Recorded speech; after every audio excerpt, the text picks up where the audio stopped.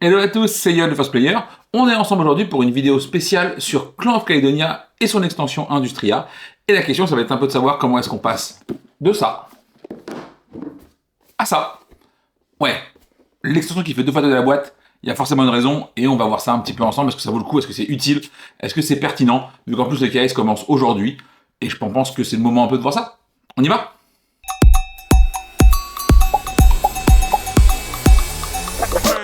Bon alors, si vous suivez la chaîne, vous le savez, Clans of Caledonia est un jeu que j'aime beaucoup, je l'ai d'ailleurs chroniqué sur Un Rouge ou pas juste ici, et cette petite boîte était devenue un peu une galère à trouver en France vu qu'elle n'avait plus chez Pixie, et enfin le KS revient avec l'extension, le jeu de base sera réimprimé, et surtout la boîte va littéralement tripler de volume. Et je propose qu'on voit un peu ce qu'il y a dedans parce que l'extension en elle-même est très cool, mais c'est pas elle qui prend de la place. Donc, globalement, voilà ce qui se passe. Qu'est-ce qu'on trouve dans cette extension? On va retrouver pas mal de choses. Petit 1, déjà évidemment Industria, avec son plateau spécialement dédié pour ça, et toutes les tuiles qui vont avec, tout le bazar, c'est à part entière. On va également trouver, et ça c'est vraiment la bonne nouvelle, même si ça implique un triple éventail de la boîte, un insert qui est quand même très très clean. Alors là c'est pas la version définitive, vu qu'on avait une copie pré-prod, c'est vraiment ce qu'il y en est. Donc vous avez vos rangements pour les ressources, pour les tuiles contrat, un compartiment par joueur qui sont aussi très bien faits, et celui pour la boîte de base. À noter, et ça c'est assez rare, et c'est plutôt cool pour être signalé, que quand vous rangez votre jeu dans l'insert, vous avez l'extension et le jeu de base qui sont entièrement séparés. Donc c'est assez facile de se dire, je joue uniquement avec le jeu de base, ou alors à l'inverse, je prends aussi le plateau de l'extension et toutes les tuiles qui vont avec, vu que c'est assez facilement séparable.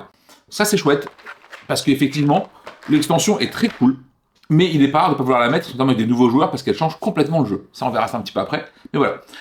Qu'est-ce qu'elle apporte d'autre après un rangement à l'extension? Elle apporte aussi pas mal de contenu pour le jeu de base. Vous allez avoir des nouveaux terrains, évidemment, vous allez avoir des nouveaux contrats, vous allez également avoir, et ça c'est très chouette, des nouveaux clans, des nouveaux scoring de fin de manche, des nouvelles tuiles bonus à mettre aux 4 coins du plateau. Et donc déjà, rien que ça, ça permet d'ajouter pas mal de contenu au jeu de base sans même toucher à l'extension. Voilà, clairement sur un jeu à clans et à asymétrie, ajouter des clans, c'est démultiplier complètement les possibilités du jeu de base, et ça c'est plutôt chouette. Je prends l'exemple de Projet Gaia, tu mets 3 nouveaux clans, tu relances immensément le jeu en termes de rejouabilité, bah là c'est un peu pareil, tu vas retrouver des clans assez forts. À noter que les clans sont assez techniques. Nous, le ressenti qu'on a eu sur les parties qu'on a faites, on en a fait que 5 pour l'instant, avec l'extension, et du coup les clans aussi d'extension, c'est qu'ils sont tous un petit peu, alors, en moyenne plus durs à jouer, mais par contre équilibré un petit peu à la hausse, dans le sens où sur le jeu de base on avait le clan du lait qui était un petit peu fort et un peu straightforward, assez facile à jouer. Là, même contre le clan du lait pour un nouveau joueur, les clans de l'extension font largement le taf et sont à ce niveau-là. Donc peut-être, en tout cas au moment où je parle, des clans un peu plus forts que les clans de base, mais par contre beaucoup plus durs, beaucoup plus techniques à jouer, ce qui est assez intéressant à faire, globalement. Côté jeu, on a également des petits modules qui viennent s'ajouter à ça, à savoir notamment une piste, hop, ici comme ça, pour les contrats, ce qui fait qu'ils n'arrivent plus de manière aléatoire, mais c'est bien une liste de contrats qui va arriver de manière déroulante, donc on sait ce qui va refil en nouvelle manche, ou alors tu sais, si jamais tu remplis ton dernier bâtiment amélioré, tu sais quel contrat tu vas piocher parmi les 3, vu que c'est ceux qui sont à la suite de la pile. Ça c'est plutôt pratique, ça enlève un petit peu de hasard, ça enlève un petit peu le côté gênant parfois de « Ah putain je prends 3 contrats, il n'y a rien qui m'intéresse, et du coup j'ai un peu cramé l'action pour rien ». Voilà. Ça apporte également un petit peu par moment une nouvelle mécanique. On va pouvoir se poser à plusieurs sur une case, et ça va engendrer pas mal de choses, notamment le fait que quand tu te poses à plusieurs sur une case, tu ne payes pas le coût de l'endroit si déjà été payé précédemment, donc il y a pas mal une nouvelle dynamique d'argent qui va se créer, et ça c'est aussi plutôt chouette. Il y a enfin les règles pour le draft et les enchères de factions qui a été formalisé, même s'il était déjà disponible sur BGA par exemple. Donc voilà, pas mal de choses qui rendent le jeu de base beaucoup plus complet, beaucoup plus riche, alors qu'il était déjà énormément avant. Et tout ça, c'est vraiment sans parler d'Industria. Ce qui veut dire que même si vous achetez l'extension sans vouloir jouer à Industria, parce qu'elle change pas mal le jeu, moi je trouve que les apports pour le jeu de base sont assez énormes, et le rangement est quand même plutôt cool. Déjà ça. Après, avoir le tarif sur le KS, évidemment, hein, mais sur le papier, c'est vraiment très chouette.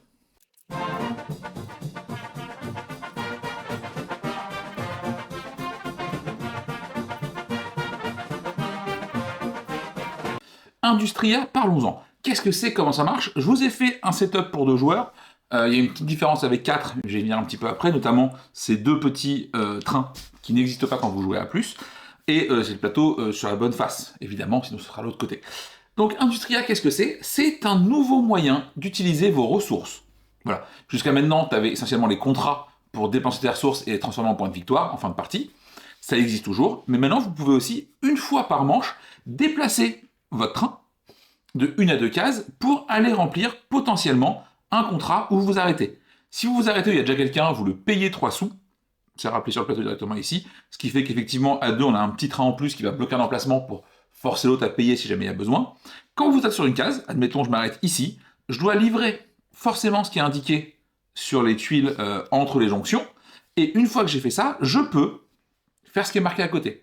Par exemple, ici, si jamais j'ai livré 2 laits et un fromage, eh ben, je pourrais gagner une ressource transformée, rejouer un tour et activer un des bonus au coin du plateau.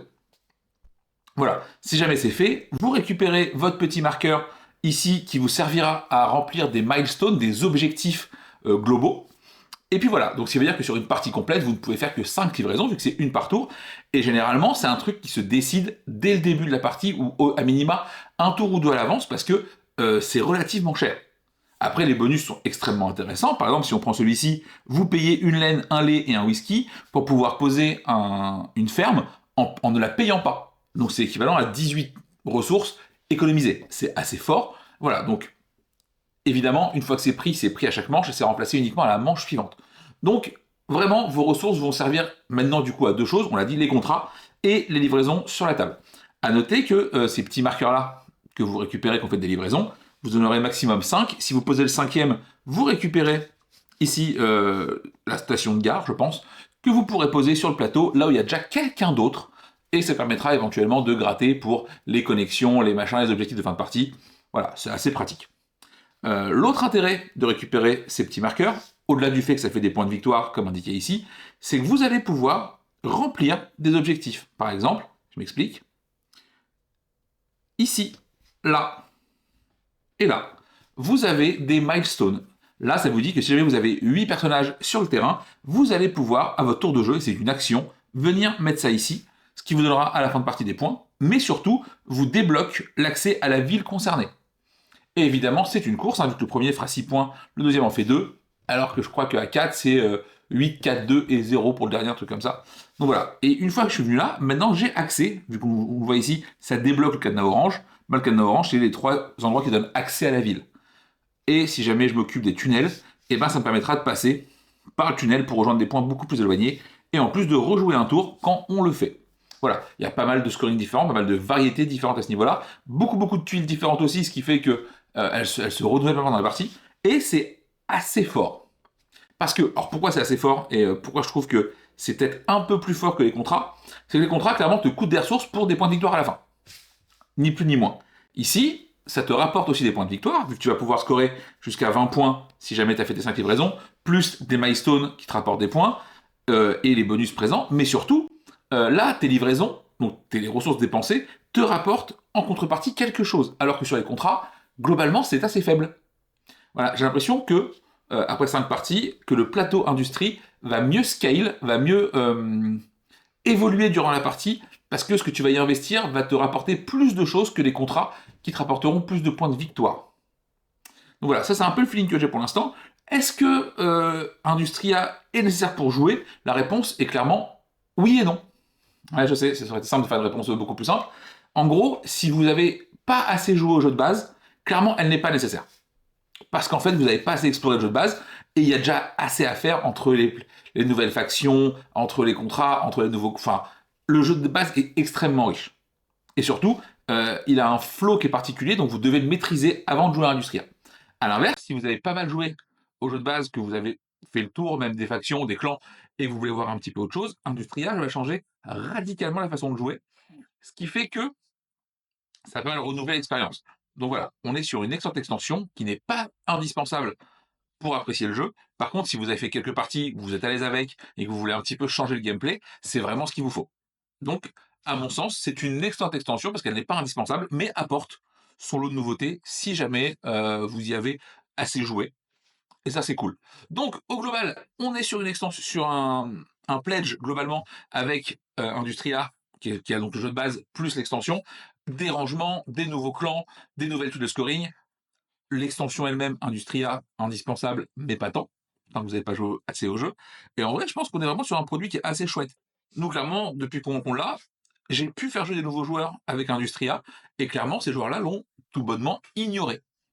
C'est-à-dire que sur le plateau, tu vas jouer à l'ancienne avec tes contrats, machin et tout, et tu peux ne pas prendre en compte du tout Industria, même si je pense que du coup, tu peux difficilement gagner, parce que, on l'a dit, ça scale un peu plus, tu fais plus de choses. Par exemple, si on pensait de tuiles là, au moment où tu vas livrer, tu récupères 2 meeples pour récupérer 30 sous.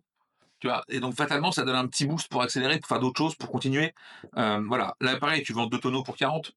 Alors, c'est un peu faux, parce qu'en vrai, tu vends un tonneau ici, plus de blé, et 2 tonneaux pour 40.